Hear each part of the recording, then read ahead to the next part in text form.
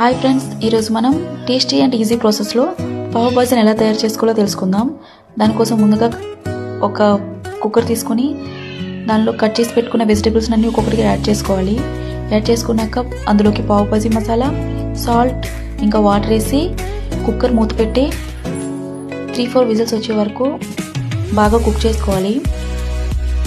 బాగా కుక్ చేసుకున్నాక ముందుగా నానబెట్టుకున్న గార్లిక్ ఇంకా రెడ్ చిల్లీని మిక్సీ జార్లో తీసుకుని కొంచెం సాల్ట్ యాడ్ చేసి బాగా గ్రైండ్ చేసి పక్కన పెట్టుకోవాలి. పక్కన పెట్టుకున్నాక స్టవ్ పైన ప్యాన్ పెట్టి అందులోకి బటర్ ఇంకా ఆయిల్ వేసి జీరా అండ్ కస్తూరి మెంతి కూడా వేయాలి.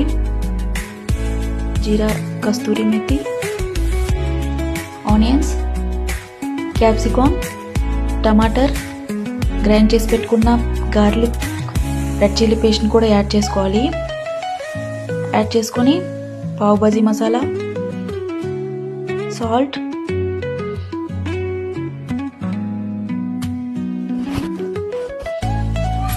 పావ్ భాజీ మసాలా,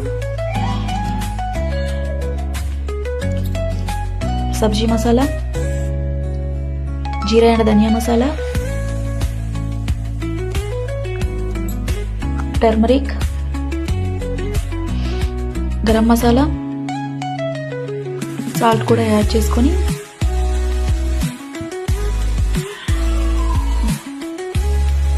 పక్కన కుక్కర్లో ఉడికించుకున్న వెజిటేబుల్స్ని యాడ్ చేసుకొని బాగా స్మాష్ చేసుకోవాలి.